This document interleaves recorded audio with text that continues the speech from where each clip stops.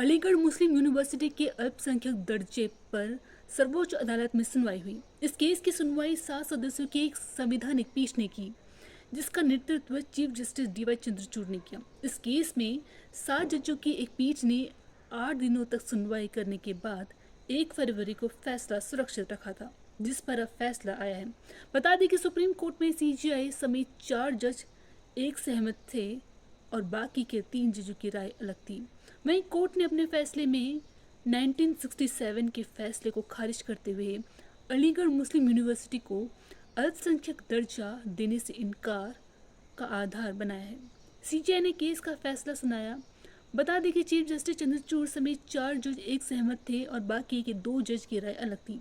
बता दें कि 1 फरवरी को एएमयू के अल्पसंख्यक दर्जे के मुद्दे पर शीर्ष अदालत ने कहा कि एएमयू अधिनियम में 1981 का संशोधन, जिसने प्रभावी रूप से इसे अल्पसंख्यक दर्जा प्रदान किया है, संस्था को 1951 से पहले की स्थिति बहाल नहीं है।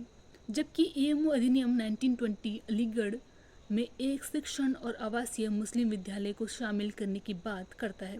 1951 का संशोधन विश्वविद्यालय में मुस्लिम छात्रों के लिए अनिवार्य धार्मिक शिक्षा को समाप्त कर देता है। न्यायमूर्ति चंद्रचूड़ ने दलीलें समाप्त करते हुए कहा कि एक बात जो हमें चिंतित करती है वह यह है कि 1981 का संशोधन 1951 से पहले की स्थिति को बहाल नहीं करता है। दूसरे शब्दों में कहें तो 1981 का संशोधन आधे अधूरे मन से किया गया काम है। चीफ जस्टिस ने कहा कि मैं समझ सकता हूं कि यदि 1981 के संशोधन में कहा गया होता ठीक है तो हम 1920 के मूल कानून पर वापस जा सकते थे।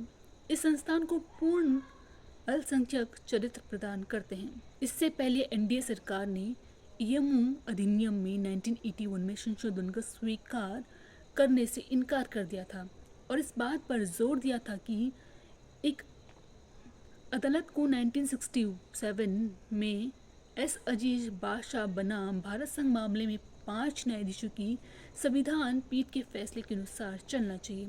संविधान पीठ ने तब माना था कि चूंकि एएमयू एक केंद्रीय विश्वविद्यालय है, इसलिए इसे अल्पसंख्यक संस्था नहीं माना जा सकता। शीर्ष अदालत ने कहा था कि उसे यह देखना होगा कि 1981 के संशोधन में क्या किया और इससे संस्थान को वह दर्जा बहाल हुआ जो 1951 से पहले था।